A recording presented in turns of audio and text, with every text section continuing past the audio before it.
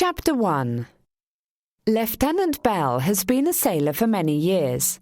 He's spent a long time at sea, and he's faced a lot of difficulties on his voyages. Pirates are a great danger, and there have been terrifying moments during storms when huge waves nearly swallowed his ship, the Adventurer. "If you love me and our children, you won't go on another voyage," his wife keeps begging, urging him to stop travelling and find a job on land. "If you love me, then you know that what you ask is impossible," he always answers. "The sea is my life, and I cannot imagine myself away from it."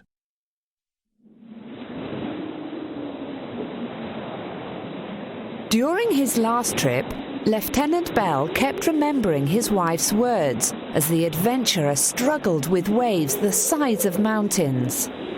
The ship was travelling in the South Seas when a terrible storm started, blowing it far away and off its course.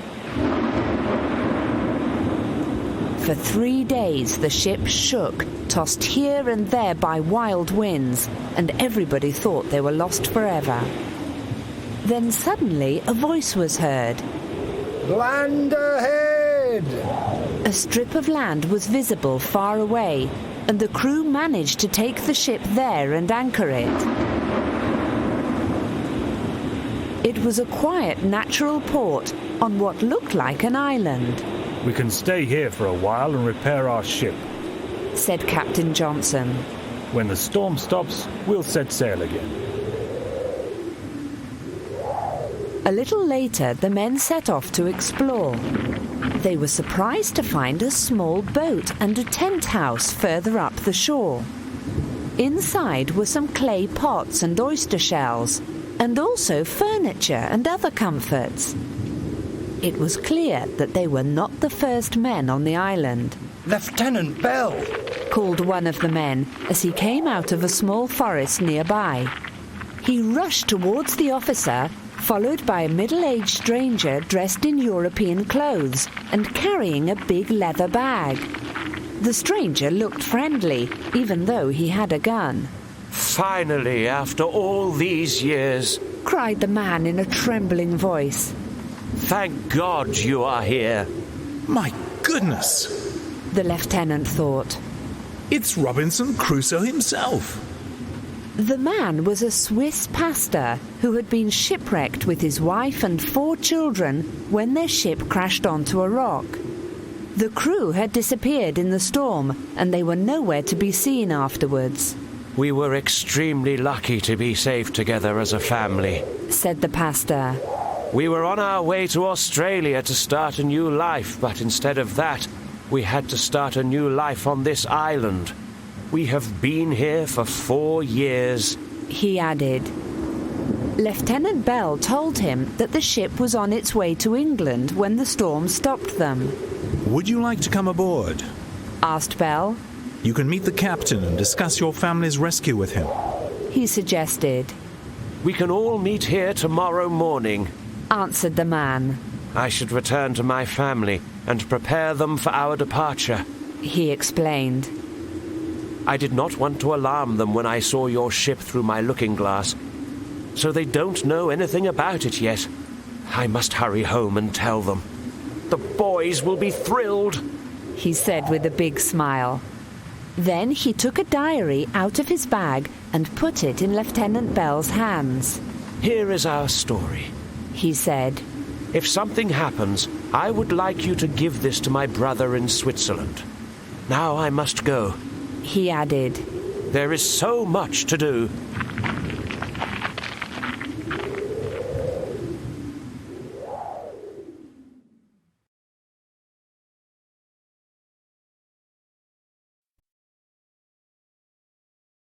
Chapter 2.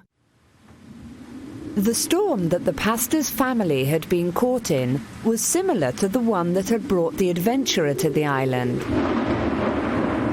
For 7 days their ship fought with monstrous waves, but the strong winds blew it further and further off its course. The ship shook and tossed out of control until it finally crashed onto a rock.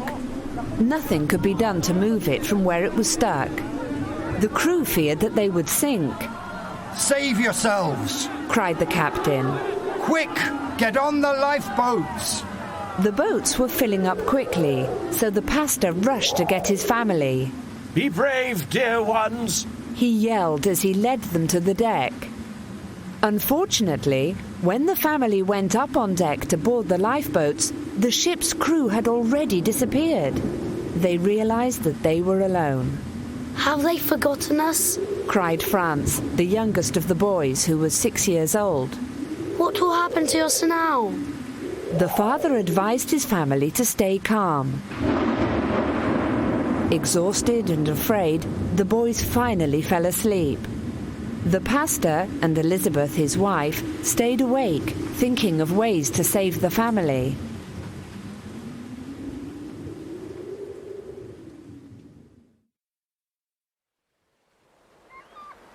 The first rays of morning light brought fresh hope. The family were thankful that the wind had stopped, and they were relieved to see some land nearby. It looks like an island, said the pastor. Let's swim to land while the sea is calm, suggested the 14-year-old Fritz. That may be easy for you, said the second son, 12-year-old Ernest. You are a strong swimmer, but the rest of us aren't. Why not build a raft? Great idea, Ernest, said the pastor.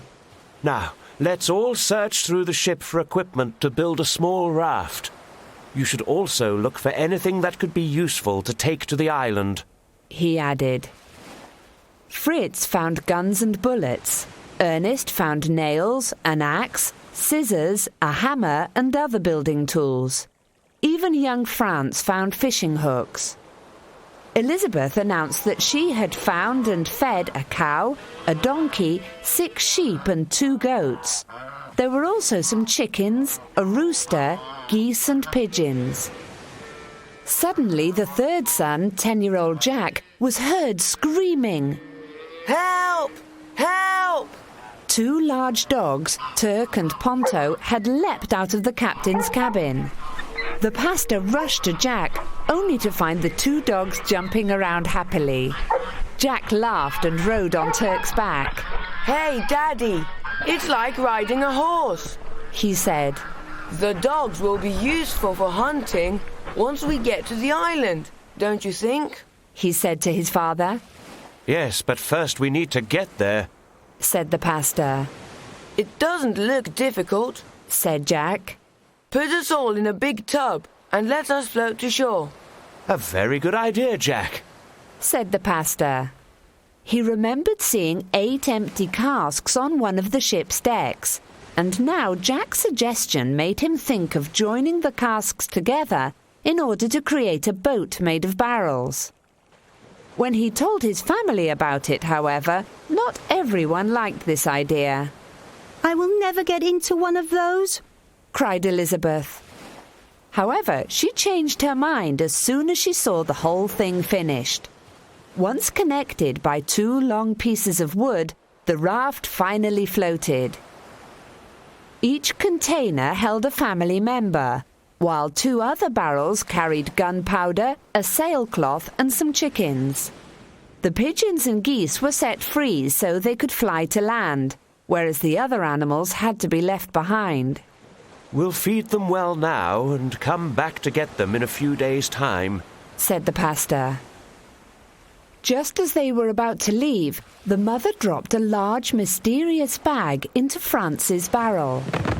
What's this? asked the boy. Shh, it's my magic bag, whispered Elizabeth as she got into her barrel. They waved goodbye to the animals, and then something unexpected happened. Turk and Ponto jumped into the sea and swam all the way to the shore.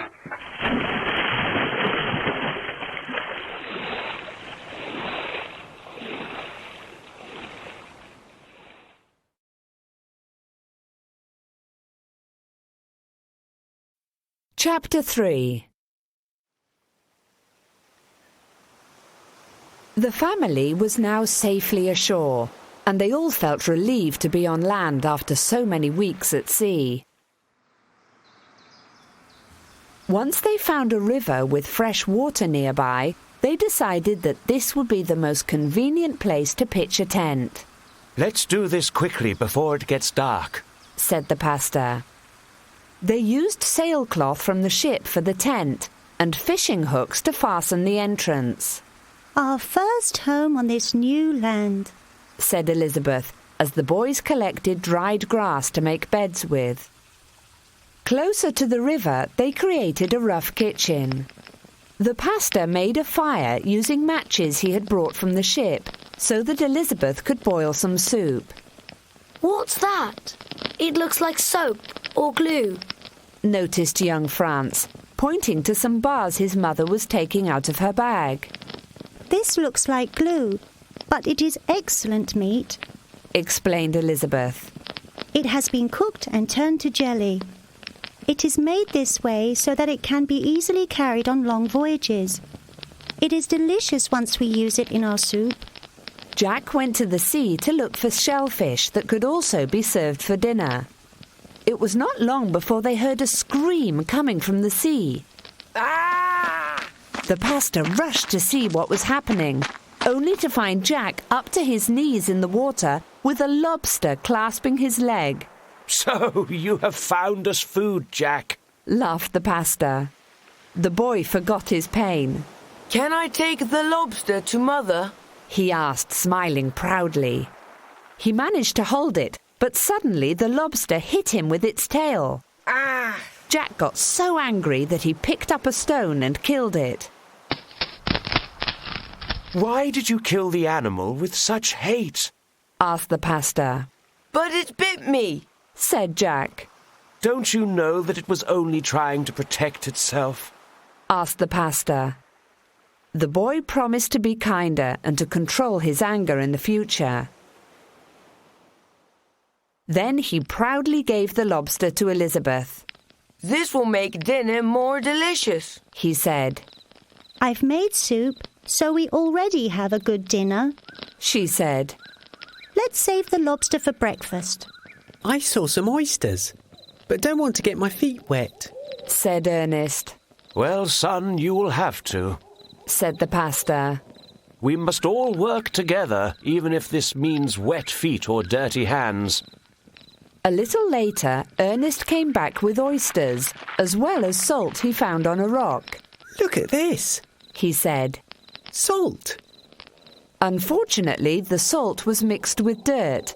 However, Elizabeth added fresh water and then poured the liquid through a cloth to separate the salt from the dirt. Why don't we just use seawater rather than go to all this trouble? Asked Jack. Seawater is bitter and would spoil our dinner, explained the pastor. As the family waited for Fritz to return from hunting, they wondered what they would use for spoons. I wish we had some coconuts, said Ernest. We could use them as bowls. Wishing won't get you anywhere, said the pastor. Have you got any other ideas? We could use oyster shells for spoons, suggested Ernest. Everyone agreed that this was a very good idea, so Ernest set off to collect more oyster shells, saving the best one for himself.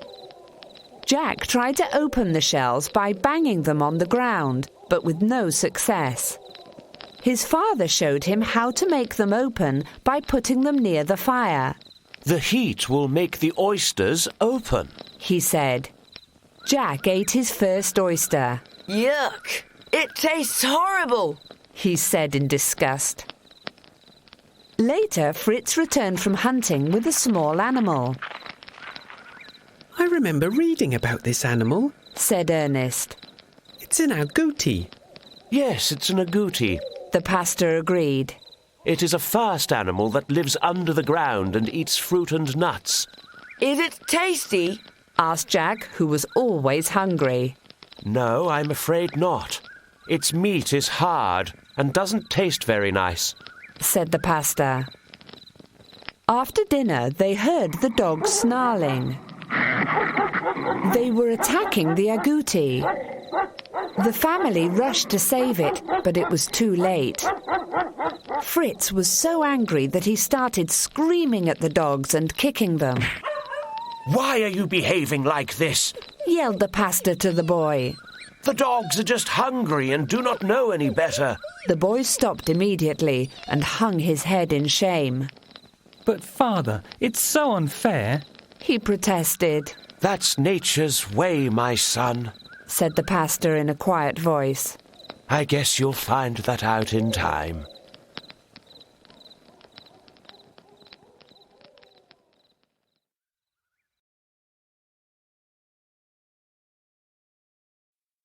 Chapter 4. After a good night's sleep, the pastor decided that the day should be spent looking for the missing crew and exploring the area. The boys were excited to hear this. Let's all go! They begged. No, said the pastor. Who knows what dangers there may be out there? Fritz and I will be able to travel much faster if we're alone. Don't worry about us. We'll be safe with our guns and Turk to protect us. Fritz said that they should save the animals on the ship first. A new storm could destroy the ship, he said. The animals are better than the people. They did not even think of us when they escaped from the ship. Oh, Fritz, said the pastor. Just because the crew left, this does not mean that we should act cruelly. They may be in danger and need our help. Our animals, on the other hand, have food for a few more days, and the ship doesn't seem to be in danger at the moment. Fritz had to agree, and then he got ready for the journey. They had not walked very far when Fritz exclaimed, "Coconuts! We will need to climb up like those monkeys in order to get some." That will take too long, said the pastor. How about using the monkeys to do that for us? He said, and threw a few rocks at the monkeys. The little animals soon began throwing the fruit back at them. Watch out!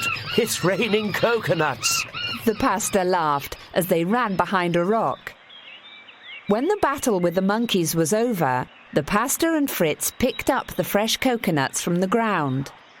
Fritz quickly opened one to taste some coconut milk, only to find that it was not as he expected. Ernest will be disappointed, he said. He thinks that coconut milk is a tasty drink. It probably will be if you mix it with sugar. Oh, if only I had some. His wish soon came true when a little later they found sugar cane. Mixed with sugar from the sugar cane, the coconut milk was really delicious. They poured some into their bottles to have for lunch, and by midday found that the mixture in their bottles had become even sweeter. The heat has made it tastier, explained the pastor. Later, though, it will become sour because of fermentation. He was right. By night-time, the delicious drink tasted like vinegar. As they were exploring the forest, the pastor and Fritz also saw some gourds hanging from some tree trunks. This fruit is very useful. Its shell can be used to make bowls and even be joined together to make bottles, said the pastor. Right away, the father and son decided to use the gourds to make plates and kitchen utensils. Then they filled them with sand and left them in the sun to dry. How do you know how to make these? asked Fritz. I have seen plates like these at the Museum of London, said the pastor. American native people have been making these for centuries. I remember reading a book about this art. Well, Mother will surely appreciate it, said Fritz, and smiled. Their journey was coming to an end, and still they had found nothing. However, now that they had explored the place, the pastor and his son knew for certain that they were on an island. I don't think people have ever been here before, said the pastor. How can you tell? asked Fritz. The pastor pointed to some pink flamingos standing calmly nearby. The animals here don't seem frightened at all. They don't run away from us. You know, Fritz, animals are not naturally afraid of humans. They run away only after realizing how dangerous people are, he said. Then, Father, we should try not to make the animals on the island afraid. We should only kill the ones that we must eat, said Fritz. At that point they heard Turk's snarls. They rushed to see what was happening and found the dog over a dead monkey. In the grass nearby, a baby monkey was watching in fear. As soon as it saw them, the baby monkey jumped into Fritz's arms. The boy was moved by the orphan and hugged it, trying to make it feel better. Turk should be punished for killing this little monkey's mother, said Fritz. He did it because he needed to eat, said the pastor. It's his nature. Can we at least keep the baby? Asked Fritz. Yes. We cannot leave it here to die. After all, we are to blame for its bad luck, said the pastor. You take care of it, Fritz, and you will be responsible for it. Fritz was happy to do so and decided to call his little monkey Knips.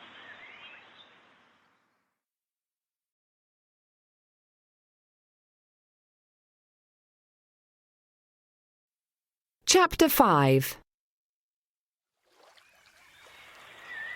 After failing to find the missing crew, the family turned its attention to saving the animals on the ship. They built a small raft and they called it Deliverance.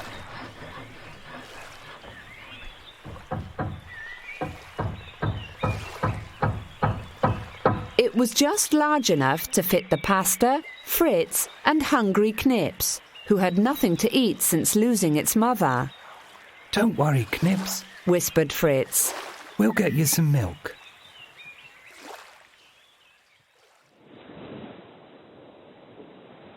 As soon as they got on the ship, Fritz kept his promise to the thirsty little monkey. The pastor looked on smiling as it drank from the goat. Well, that takes care of Knips, he said. But what about the other animals? How can we take them to the island?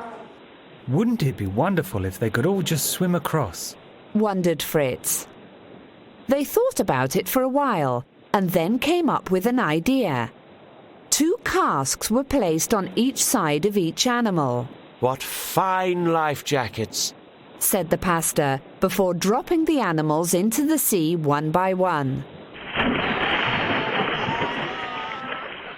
The creatures floated up and down in the water. I never thought I'd ever see something like this, said Fritz. I bet the animals did not expect it either, said the pastor, and began to paddle as Fritz pulled the floating animals with a rope. The cow, the donkey, the goats, the sheep all seemed to be enjoying the cool sea water and followed obediently. All of a sudden, the boy pointed to the sea. We are lost! He screamed. A shark! The shark's fin could be seen circling the water, cutting through the waves like a sharp knife. It was quickly approaching the sheep. Don't panic, Fritz, the pastor said. Let's both shoot when it is close enough. Fritz lifted his gun and waited. At his father's signal, they both aimed and fired. Good! Cheered his father. The sea was painted red with the blood of the creature, and then the wounded shark swam away, leaving a red trail behind. Do you think it will come back, Father? Asked Fritz. The pastor shrugged, but to be on the safe side, they returned to the beach without wasting time.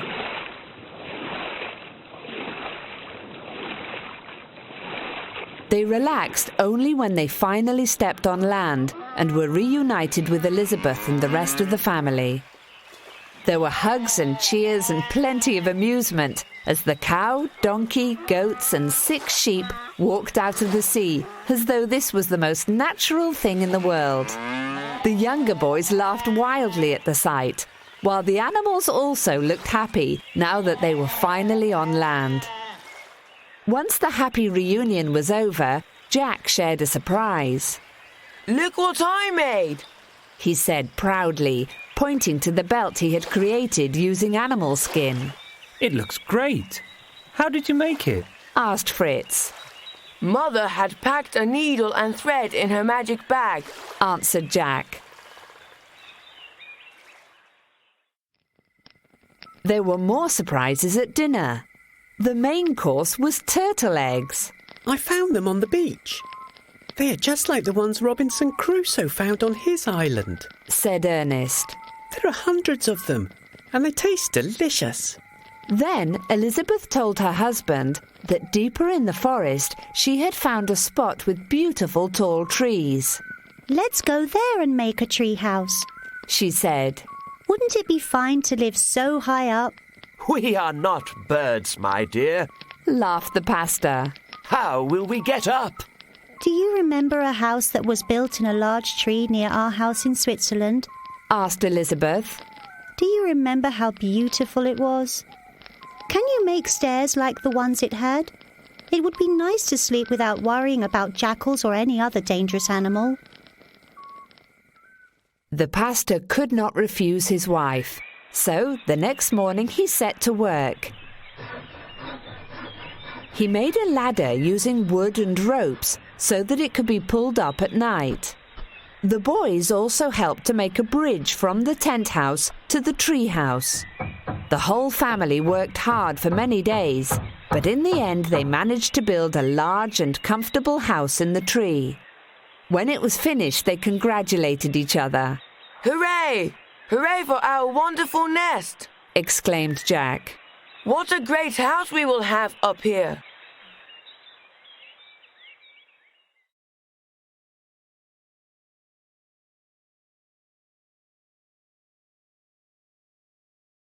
Chapter 6. Every day brought new discoveries, and the family felt more comfortable in their new home. Let's give names to different areas. What do you think? Suggested the pastor one day. The island may already have a name, so we'd better not name it. But we could name parts of it. The boys found the idea brilliant. Let's begin with the place where we first arrived, said Franz.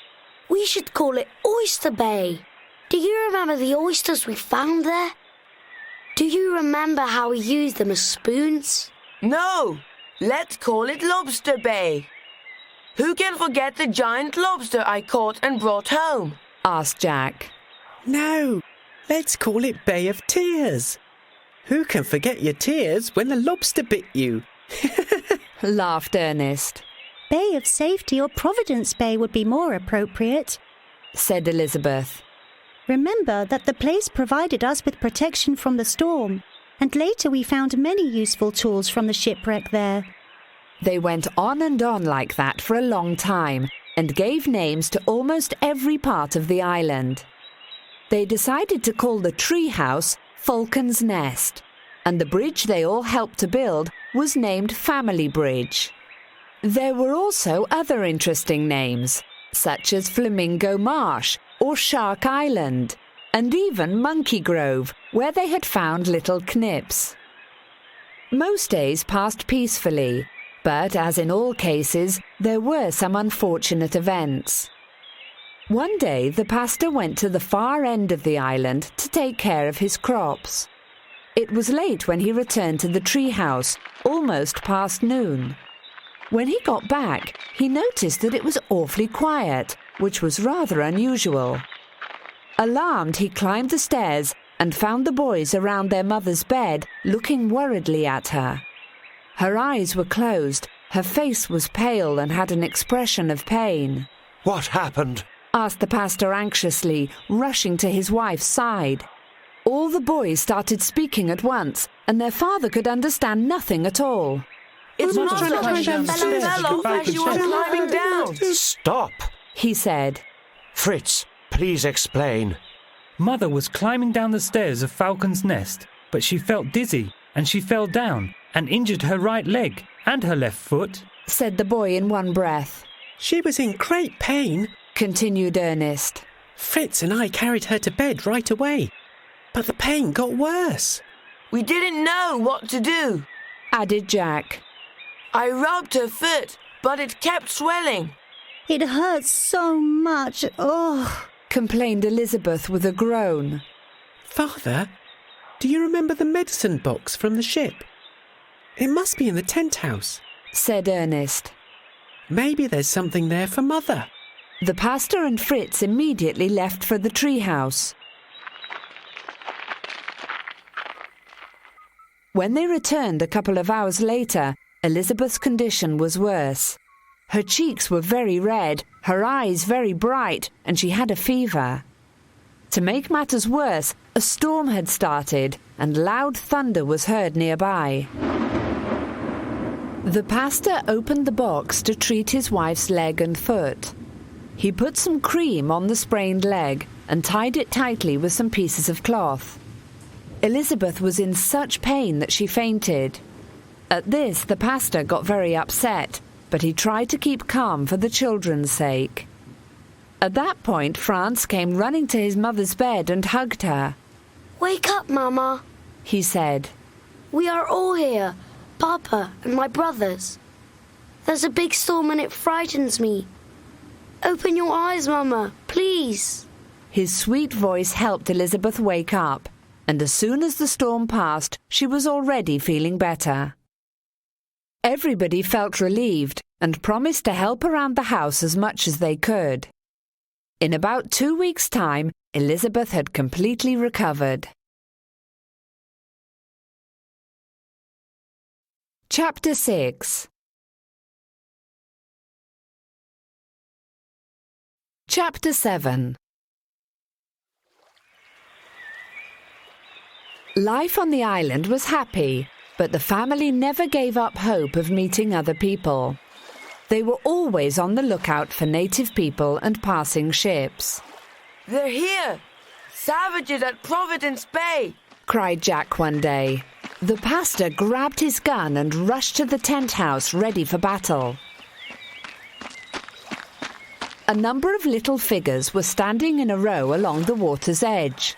They appeared to be wearing dark coats and white waistcoats, and stood quite still with their arms by their sides. "Oh, Father!" exclaimed Jack excitedly. "I hope they are Lilliputians. I once read a book about these tiny people. Or are they pygmy natives?" The pastor laughed at Jack's imagination. I'm sorry to disappoint you, but they are penguins, dear Jack, he said, as they approached the creatures to have a better look. They are excellent swimmers, but cannot fly or run when they are on land. When father and son got closer, Jack started chasing the birds. He caught half a dozen, tied their legs, and took them home to show the rest of the family. He was very proud of his catch, even though the pastor explained that penguin meat is not tasty because it has a strong fishy taste. "Mother can make anything taste delicious," insisted the boy all the way home. However, they discovered sad news once they got back to Falcon's Nest. "Old Grizzle has disappeared," said Elizabeth sadly. "We cannot find our donkey anywhere.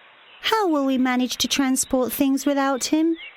They all shook their heads in disappointment. They remembered how Grizzle had helped them build the bridge and transport heavy loads from one area to another. How will we farm the land without old Grizzle? cried Franz. Jack and his father immediately decided to look for the donkey. They followed its footprints, but further away they were mixed with other animal tracks. "What now?" asked Jack, looking at his father helplessly.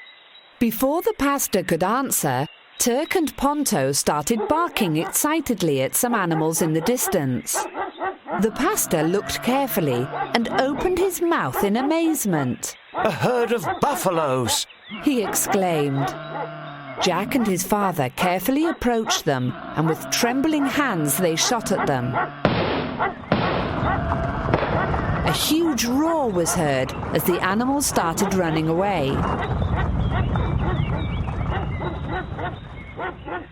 When the dust cloud disappeared, a wounded female buffalo was left lying on the ground with her young calf beside her. Without wasting any time, Jack threw a lasso towards the calf and managed to catch its front legs. "If we tame it, we can use it instead of the donkey," he said to his father. First, we need to think of a way to take him back home, said the pastor. Do you intend to carry him on your back? I'm not Hercules, joked the boy. With its legs tied together, the buffalo couldn't walk. The dogs held onto the animal's ears, keeping the head still so that the pastor managed to tie a rope around its neck and fasten it onto a tree. The buffalo fought for a long time, pulling at the rope and sometimes even banging his head on the tree. Poor animal, said Jack. Do we really need to do this? He asked his father. Yes, answered the man. Don't worry, Jack, he added. In a few hours the young buffalo will be tame. Indeed, with time, the buffalo began to accept the situation. A few hours later, the animal had calmed down, and when the pastor tried pulling it with the rope, it followed quietly. At home, Elizabeth jumped in alarm when she saw the huge creature arrive with her husband and son. Fritz, Ernest and Franz watched with their mouths open. Is it tame? They asked. Not quite yet, said the pastor. Not completely. Before long, however, the buffalo was doing a number of jobs for the family. Even so, they never forgot their beloved Grizzle. He was a good friend, said Franz. I just hope he's all right.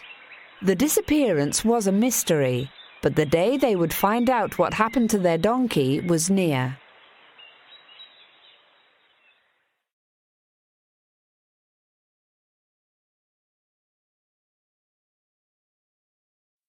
Chapter 8.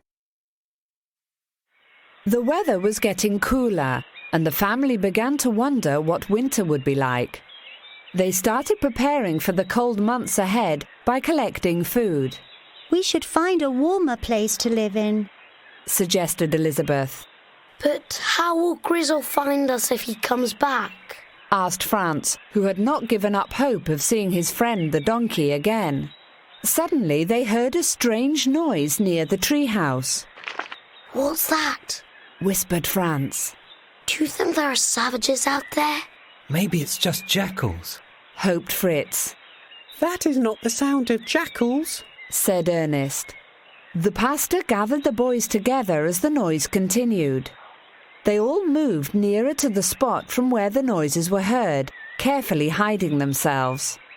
Fritz listened carefully with his gun ready, and then suddenly he threw down his gun and roared with laughter. Hey everyone, he called.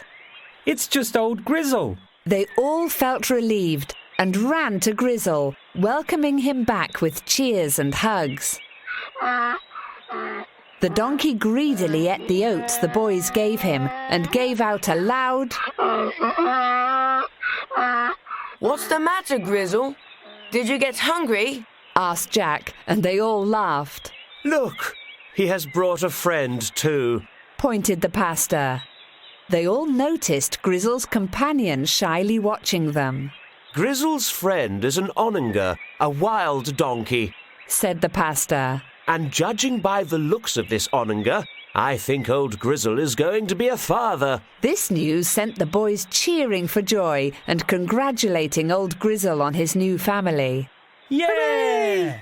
Lucky Grizzle, whispered Ernest in the donkey's ear as he patted him on the back.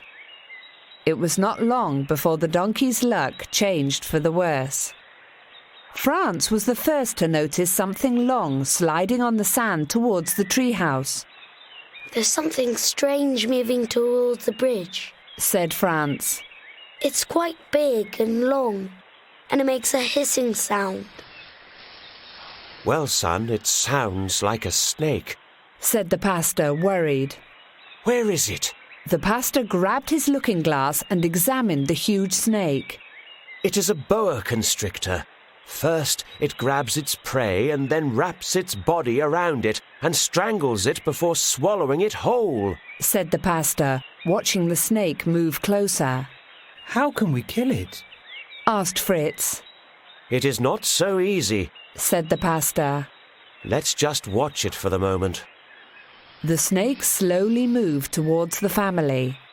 The boys and pastor all pointed at the snake with their guns, until one of the boys fired, unable to resist. The other boys started shooting too.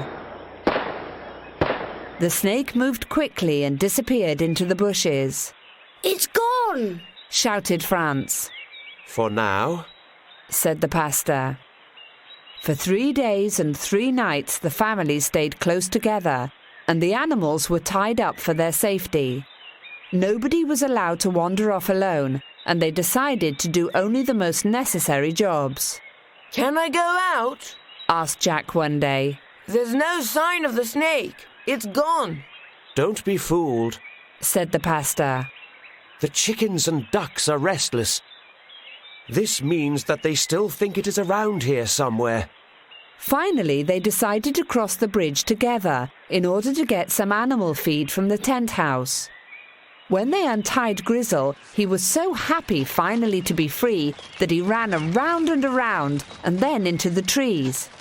The family started calling him back, but the donkey wouldn't listen.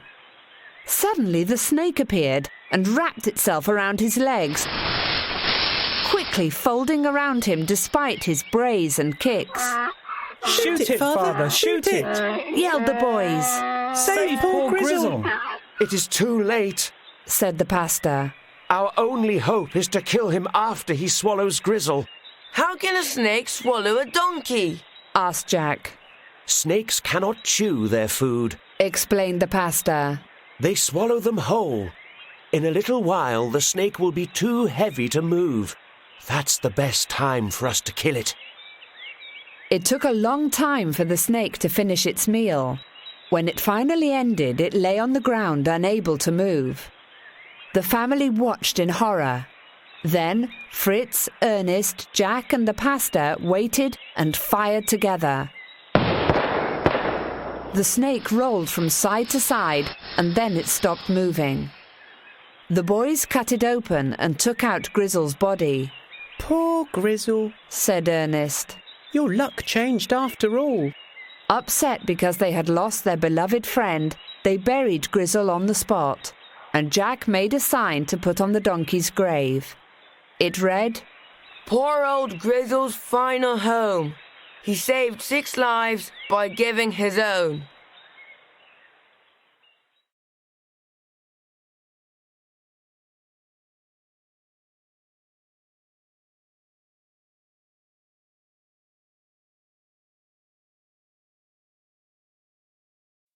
Chapter 9. Winter came sooner than the family expected. Winds shook the entire treehouse, and the rain fell through the roof. Wet, cold, and scared, they were trying to find a solution. It might be better to move to the foot of the tree where we keep the food and gunpowder, suggested Elizabeth. They huddled into the small space, waiting for the rain to stop. Will it ever stop raining, Daddy? Asked Franz, after days and days of heavy rain. Of course it will, said the pastor. To calm down and to pass the time, the family read one of the few books that they had saved from the shipwreck, the story of Robinson Crusoe. They had learned a lot from the story. As they read it again, they decided to take Crusoe's example and find a cave as soon as the rain stopped. Yes, but when will the rain stop? Franz kept asking, until, quite unexpectedly, the sun came out of the clouds. They were so happy to see sunshine after so many rainy weeks. The pastor, however, was worried. He knew that the worst was not over. We need to find a safe home fast, he said. We shouldn't waste time. Winter has just started.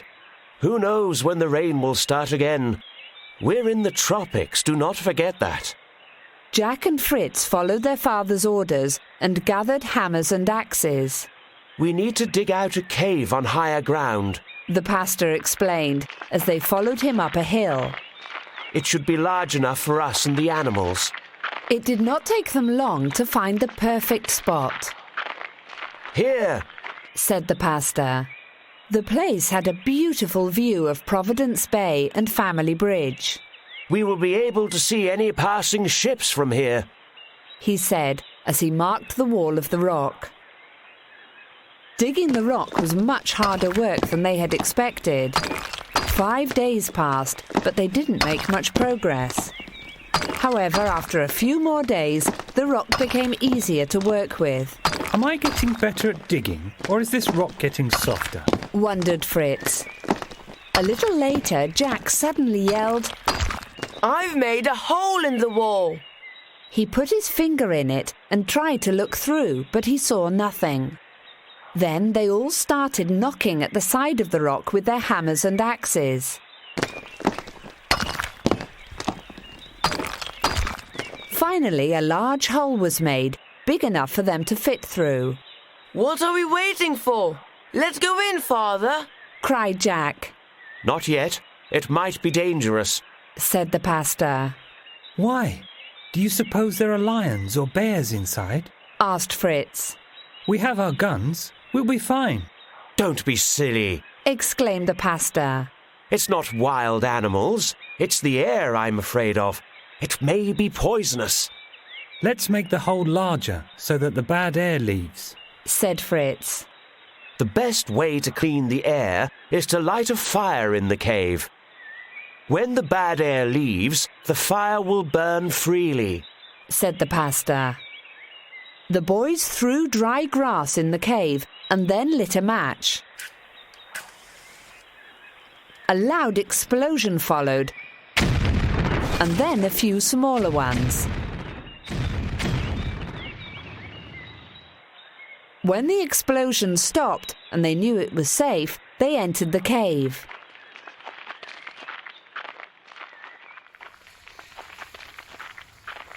The sides of the cave sparkled at the light from their torches. Diamonds!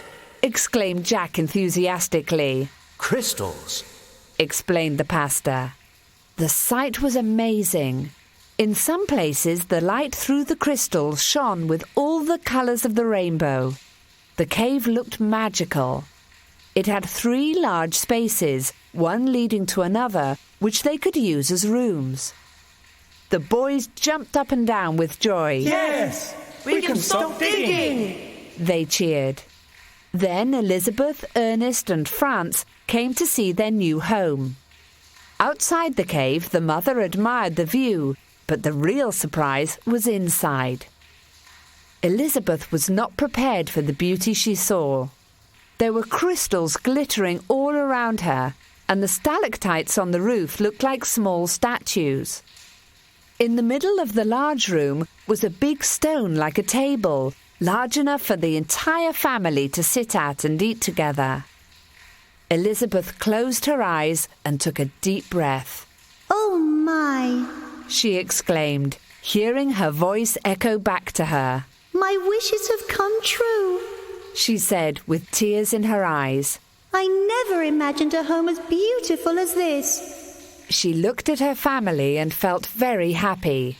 We are the richest people in the world, she smiled.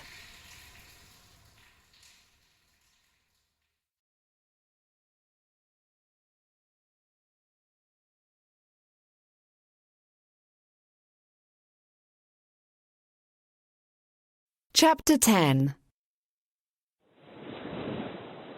Captain Johnson and Lieutenant Bell stayed up late reading the pastor's journal. It all sounds too good to be true, said Captain Johnson. This island seems like a paradise on earth. They eat like kings, have learnt to make all sorts of things like candles and clothes. The only thing they haven't made is chocolate. Yes, but they are so isolated and alone, said Lieutenant Bell. The pastor was very interested to learn about what was going on in the rest of the world. It must be very hard to be away from your country for so long. They've done a good job making this island their new country, said Captain Johnson. I can only imagine what their beautiful cave is like. My travels have taken me to many interesting places, but I have never heard of a crystal cave which is used as a home. I'd like to see all the families' homes, as well as their crops. Unfortunately, this never happened. The 2 seamen went to sleep, and soon after a new storm began.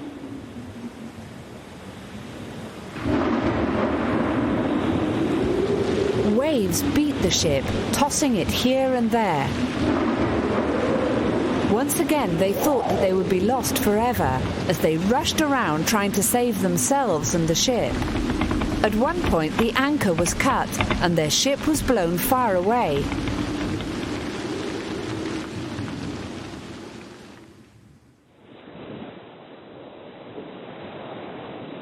When the storm was over, the island was nowhere to be seen. Do you think we can get back to the Swiss family of Robinson Crusoes? Lieutenant Bell asked Captain Johnson once they were safe. We have no idea where they are, said Captain Johnson. From what we know, the seas around the island are very dangerous. It would be foolish to go back. Even if we did, we might not be able to find them. Oh, I wonder. What do you think will become of them? Said Lieutenant Bell. Captain Johnson smiled. Don't worry about them, Lieutenant Bell, he said. They are just fine in their beautiful cave palace. I wish I had such a home too. We must find the pastor's brother in Switzerland, said Lieutenant Bell. We must give him the diary, so that he knows that they're still alive. It is the least we can do. If I were lost on some island, I too would like someone to tell my dear wife that I am alive and well, said the captain. The two seamen stared at the calm sea in silence. They were both thinking about the surprises and adventures they would have to face before finally returning home to their loved ones. This voyage is taking longer than I had expected, said Captain Johnson, suddenly feeling homesick. Indeed, it is, answered Lieutenant Bell, as he watched the sun set in the deep waters of the Pacific.